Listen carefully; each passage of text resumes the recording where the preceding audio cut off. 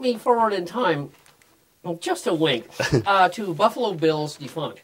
And I noticed on the crew, you've got Andrew McAllister editing. You've got Ryan Purcell being your gaffer. He's a great gaffer. I know. Great gaffer. Believe me, I know. So suddenly, you're dealing with this class act bunch of desperados. You got a big crew.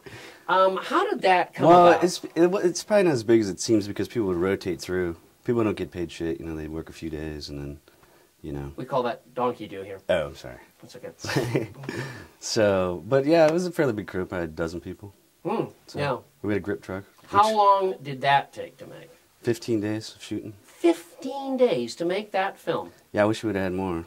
15 days is all we got, though. Wow. That's all I could afford. That's a very impressive film for 15 days. I would have never guessed you could do that in 15 days. That's why there's all that audio improv and stuff in there. Just kind of stretch it out to feature Okay, tell me about that. Tell me about the audio improv.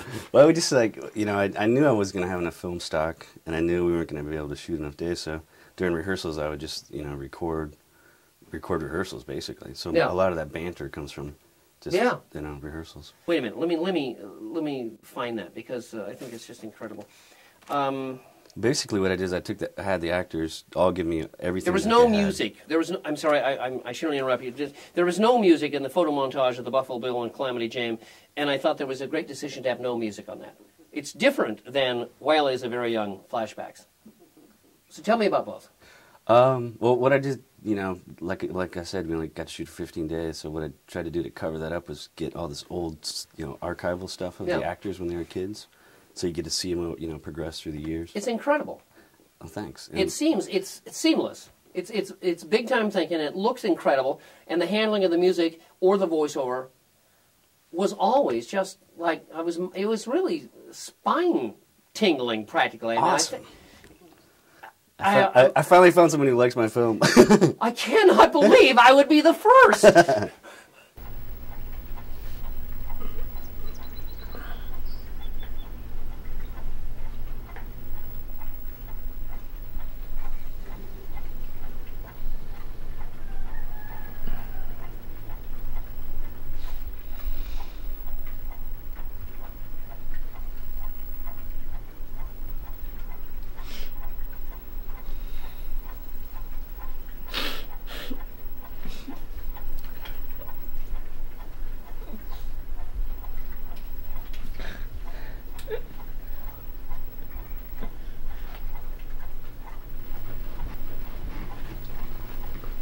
Hi, Wiley.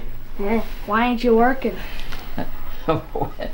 Well, I hurt my back out there, and I need a little break. It goes out every once in a while, but it'll be all right. It'll be all right. Yeah. Yeah. But it's nice to have you up here. Yeah.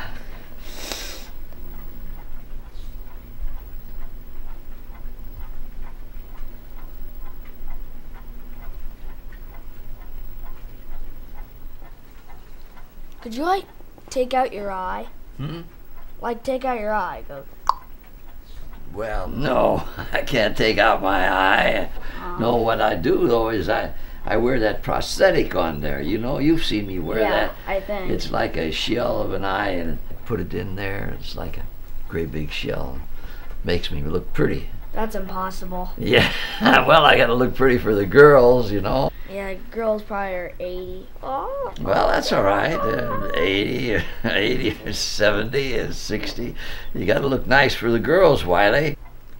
How did you lose your eye or whatever? Well, when folks get old, their parts start wearing out, and you'll notice old folks often have eye disorders. Well, they're cataracts. Their lens in their eye becomes opaque.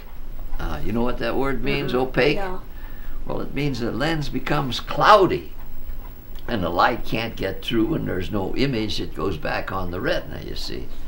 So anyway, I had a cataract removed, and everything was fine, but then it's somehow or other the retina becomes a little weakened during this process. And I was driving along, and the guy rear-ended me, and my head went back like that and snapped my retina. That sucks. Yeah, well, they're pretty hard to fix, and they just couldn't, with the surgery and everything, they couldn't fix the retina. And so I was blind in that eye from there on. Did it hurt when your retina snapped? Well, no, it didn't hurt. No, it didn't. Did you hear it at all? Did you hear it? No, that was just figure of speech. No, it didn't make any noise or anything. It just. Did blood sort of maybe start leaking out? No. Now I can see good. I can see good. I can still drive, see well enough to drive, and I go every place I need to go, and I don't have any problems. And I can see well enough to do things, I even shoot a rifle once in a while. But why not do? My friend's uncle liked to sleep outside in a tree, and seeds just fell all over him. But one of them went into his ear. It started rooting. Eventually the roots went into his brain, and it sucked up brain cells. Not very much of it, maybe 50 cells or so. So he was retarded in some subjects, and he's just the same in others. I think his math or speech impediment is wrong or something.